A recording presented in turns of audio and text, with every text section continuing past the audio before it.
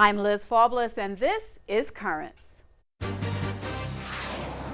The church celebrates Columbus Day right here in Brooklyn. Bishop DiMarzio leads the parade. The father of the METS, the team's chaplain, is now a Hall of Famer.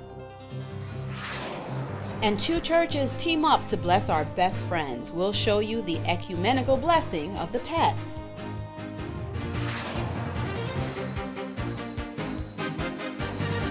Good evening, and thank you for joining us. There are several exciting and important events underway now at the Vatican. We'll have full coverage in a moment, but first, Columbus and the church. The Diocese of Brooklyn celebrated the explorer over the weekend in Bensonhurst, and Bishop DiMarzio, the Bishop of Brooklyn, led the parade.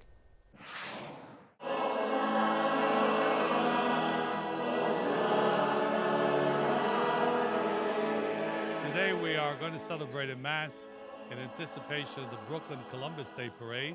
During this Mass, we remember Christopher Columbus, but also remember our Catholic faith and our Italian heritage. As we continue our celebration in the church, we go forth to the streets to show how proud we are to be what we are as Italian Americans and who we are as Catholic people in this community.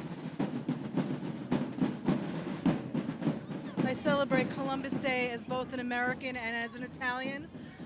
As an American, we would not be here if it wasn't for his exploration, and as an Italian American, it's heartening to know that our culture is rich with historical significance for our world today. He was such a wonderful man and explorer, and I'm very grateful for his impact on civilization. He is a model, and as a result, a symbol of what we all should aspire to be, which is a visionary person. We also should be courageous, because when you want to make a difference, there are going to be obstacles and challenges, but you have to have the courage of your convictions and go forward. I just found out recently that at the end of his life, instead of wearing all of the medals he received, he was able to show his religious faith in a very obvious way by wearing a Franciscan habit. For all of us, celebrating Columbus Day, it also allows us to stress how proud, all of us, how proud we are of the great contributions that Italians and Italian Americans gave and continue to give to the economic and political and cultural development of this country. Marching with the children and just spending time with the other Italian Americans in the community. It's really a nice thing that we can do. It's just promoting the Italian heritage and something that carries on through for our children, our grandchildren, leaving a legacy, and to be proud of where we come from. In Brooklyn, New York, people say that the Italian Americans are moving out, but no, they're still here. There are thousands here. This was a very, very Italian community, has changed, but this brings us together. We're still here. It shows us that we're still in Brooklyn.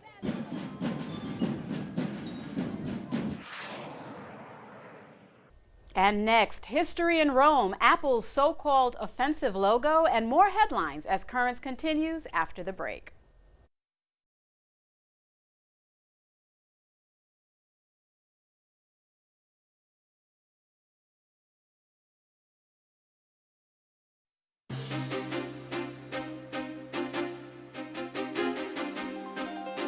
Welcome back. These are very historic days at the Vatican. New doctors of the church are being named, the Year of Faith is about to begin, and the largest synod of bishops in history is meeting. Pope Benedict opened the gathering. The synod's focus is on the new evangelization. Now, at the first session, the Holy Father said Christians built the church by following the path of Christ and by evangelizing throughout the world. The synod will meet daily over the next 3 weeks. One of our own, an American, has the job of keeping us informed of developments. American Cardinal Donald Wuerl of Washington has a special role in the Synod on the new evangelization.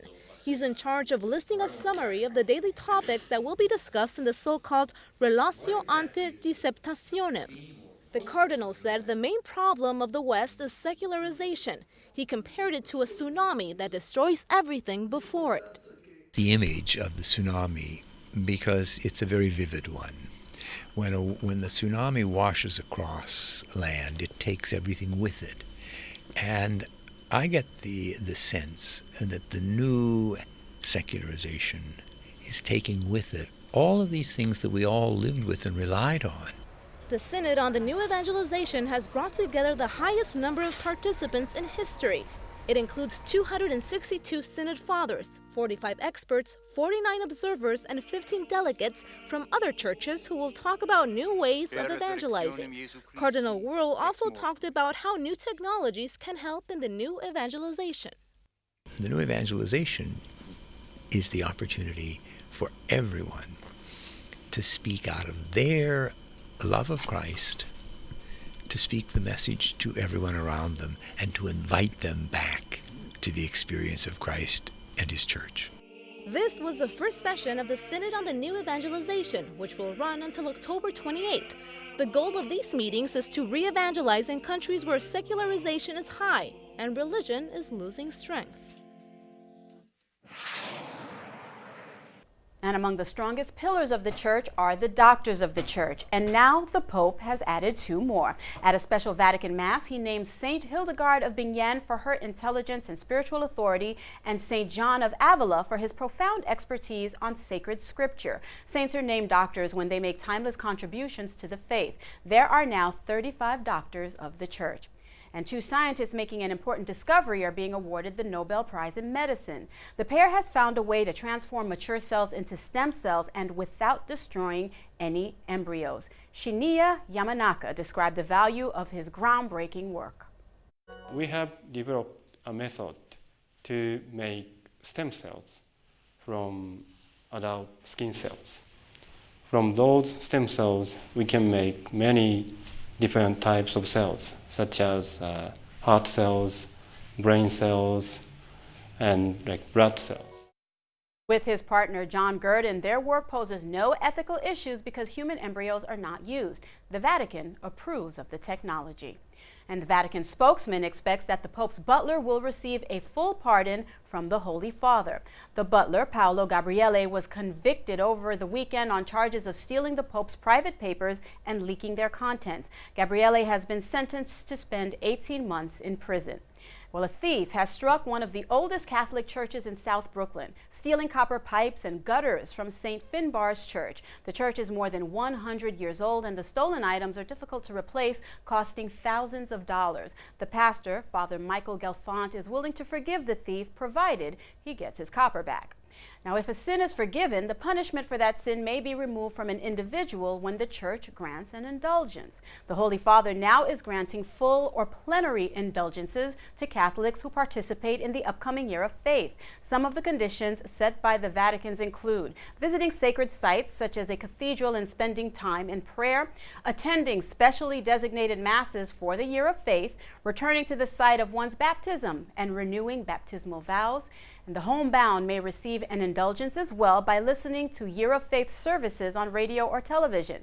The Year of Faith begins on October 11th. And today, Cardinal Timothy Dolan, the Archbishop of New York, said that the sacrament of confession should be the sacrament of the Year of Faith. He points out that apology and forgiveness are key for the new evangelization.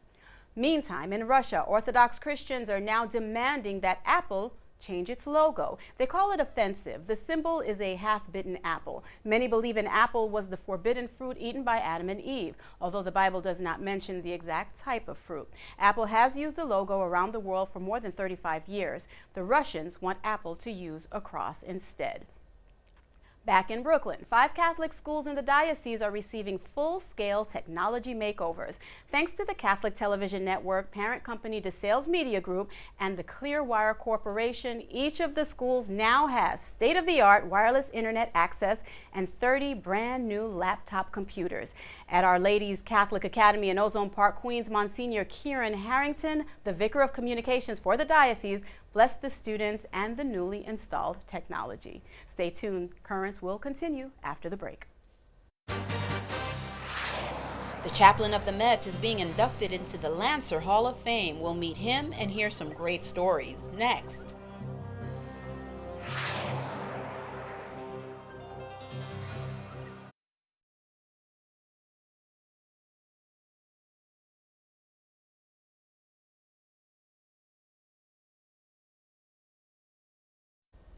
As the baseball playoff season moves into high gear, now is the perfect time to visit with Father Daniel Murphy. He really is a fascinating priest, the pastor of the Church of St. Savior, a Hall of Fame inductee, and the former chaplain for the New York Mets. Our Jim Mancari recently sat down with Father Murphy and heard some wonderful stories. So we're delighted to be joined today by Father Daniel Murphy, the current pastor of St. Saviour's Parish in Park Slope. So Father Murphy was recently one of 4 inductees into the St. Augustine High School Lancers Hall of Fame. So first off, Father Murphy, much congratulations to you on that induction. And how much of an honor is it to be recognized by your high school? It's a high honor, I think, Jim, that a high school that was in existence for so long and did so well in so many fields. I mean, academically, it was right near the top. Spiritually, they gave us tremendous formation. And athletically, we were small. Our school had an enrollment of about 600 students. So we couldn't compete equally with the largest schools, but we always competed, and we did well. And I was proud to be part of the athletic life at St. Augustine's and now to be inducted into their Hall of Fame. It's a high honor. I'll treasure it. Yeah, definitely. So now you talk about the athletic life at St. Augustine, and you're a 4-year basketball player there. Yeah. So how did those experiences on the basketball team sort of prepare you for the next phases of your life? Well, one of the things that helped prepare me was how to overcome obstacles. St. Augustine's High School did not have a regulation size gymnasium. So we had to lease or rent the 2 gyms. They had a 2nd floor, 4th floor gym at what was then called Manual Training High School. And it was a pretty long trek that we took every day from St. Augustine's to Manual Training, but we were able to overcome the obstacle that we didn't have a gymnasium. We also overcame the obstacle, as I previously mentioned, that we were small, but we were competitive. And one of the things that they taught us, our coaches, Brother Jerome Corrigan and Hugh Kerwin, God be good to both of them, was if we made all our foul shots and if we made all our layups, even if the other teams had stronger and taller players, we would do well. So we just emphasized foul shots and layups. And that taught me some discipline and also to how to overcome obstacles. You can't cave in when the obstacles arise. Definitely. So, it sounds like those experiences really shaped you. So, but in addition to your love of basketball, and you were a player for St. Augustine, you also have grown fond of the sport of baseball. So tell me a little, how did that love develop, and when did you become a Met fan, too? Okay. My first love has always been baseball. And I attribute that to my parents. God be good to them. They were diehard Brooklyn Dodger fans. Diehard. Even my mother, and in those days, women weren't as interested in baseball as they are today, but she was super interested. And we followed the Dodgers almost, not quite, as much as we followed our religion. So I grew up in the atmosphere of baseball, loving the Dodgers. And when they left and broke all our hearts, when the Mets, I couldn't root for the Yankees. I just couldn't because of the Brooklyn Dodgers, the heritage. And the Yankees were the enemy because they beat us, except in 1955 when we beat them. So I had a little kind of a lull there from the time the Dodgers left, and then the Mets were born in '62, and I jumped on the bandwagon immediately. Yeah, definitely. I'm sure a lot of fans followed the same path that you did. So you've served in many roles throughout this diocese during your time as a priest, but one certainly stands out, and we were just hinting at it a little bit. So while the Mets currently have Daniel Murphy playing second base, you, of course, Father Daniel Murphy, were with the organization long before the current infielder. So tell us a little about how you became the team chaplain for the New York Mets. Well, I used to go to spring training each year on my own because at spring training you can get up close and it's very inexpensive, the games. And you can get much more connection with the players, even though I didn't know them and they didn't know me. But it was an easier atmosphere than it would be in New York. 1982, when I was about to go down to spring training, friends of mine mentioned that they knew Frank Cashin, who was the general manager of the Mets at the time, and they made contact with Frank Cashin that I could call him when I arrived at spring training and I could meet him. So I was thrilled. Literally the day before I was to go to spring training, I went to a wake service. I was at Resurrection Ascension Parish in Regal Park. I went to a wake service for one of our parishioners, and people there said, you know, in the next parlor, there is a man who's not a Catholic, but a very faithful community person. And I think if you went in and said some prayers, the family would be so appreciative. So I did. And now I'm in spring training.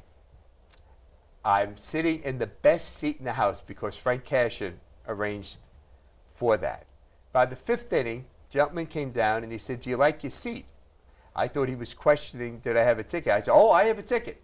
And he said, "Yeah, I know. I arranged for you to have the ticket." He said, "I'm Arthur Richmond. I'm Frank Cashin's special assistant."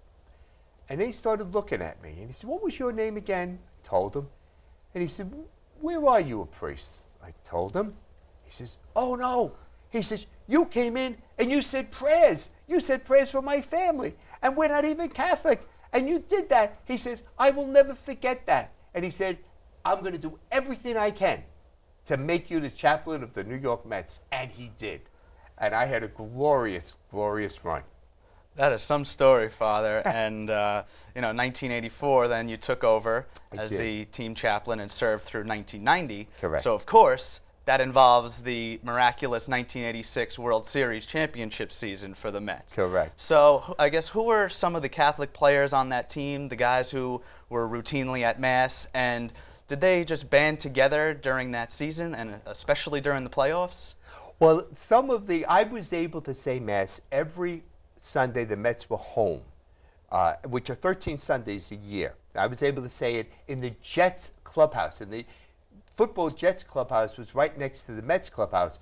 The reason I wasn't in the Mets clubhouse for Mass is because it was denominational, and they thought it would be fair to have a denominational Mass, Catholic, in a place where players who weren't Catholic wouldn't in any sense be subjected to something that perhaps they weren't comfortable with. So we went next door to the Jets, and some of the absolute regulars, Rusty Staub, Eddie Lynch, Keith Hernandez, Sid Fernandez, Jesse Orozco, Danny Heap, Ralphie Santana. We just had a good time. We just had a real, and Frank Cashin, Joe McIlvain, some of the coaches were part of that. So it was a wonderful experience. Every Sunday the Mets were home for those 13 Sundays for those years of 84 through 90. Sounds good, Father Murphy. Thank you so much for joining me today. And once again, congratulations on your Hall of Fame induction. It was a pleasure to be here, Jim, and thank you for inviting me and for honoring me with this presence. I told you he was a fascinating priest. We continue with more currents after the break. We are blessed with our pets. Up next, we'll see the animals themselves getting blessed as two churches conduct an ecumenical service.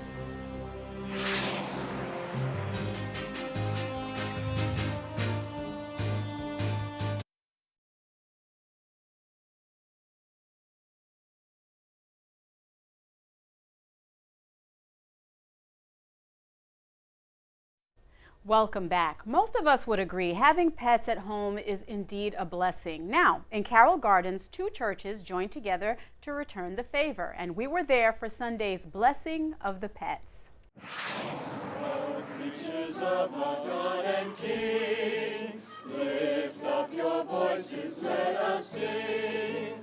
Alleluia, alleluia.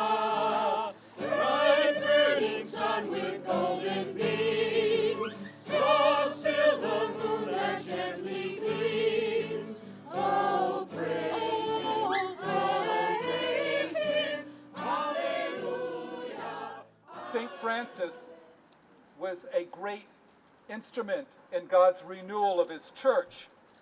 And one of the aspects of the renewal which Francis brought was a reassertion of the goodness of creation. St. Francis, as you know, from one perspective is a great church reformer, brings us back to the fundamentals of Christianity and the passion and death of Christ, but also celebrates creation and celebrates the goodness of creation and sees in this God's gift to us. I think the two churches recognize that the pets are an incredible blessing to us as people. And as part of God's creation, we want to recognize the blessings that God gives to us through the pets.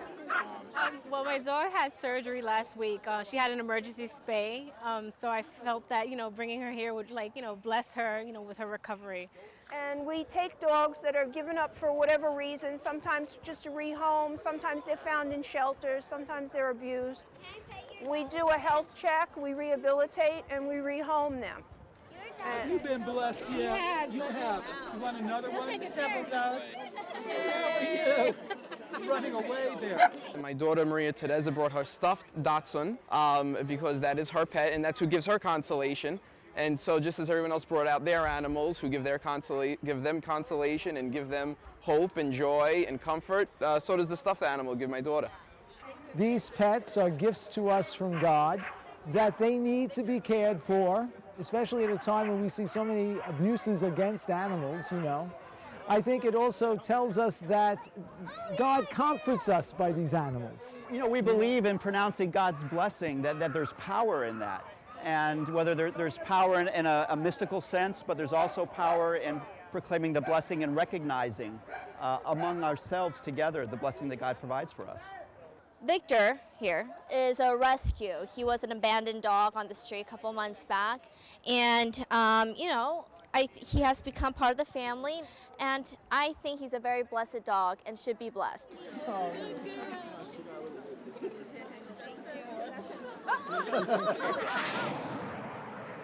And thank you for joining us tonight. Be sure to be here on Wednesday for a celebration for Our Lady, the Bishop of Brooklyn, the Italian Consul General, and a special procession Wednesday night. Until then, visit us online at currentsny.net. And don't go anywhere, because straight ahead, here on Net, a special edition of Ask the Doctor, taped before a live studio audience. Now tonight, we leave you with more of the blessing of the pets. For all of us here at Currents, I'm Liz Fabulous. Thank you for watching, and have a good night. Lift up your voices, let us sing.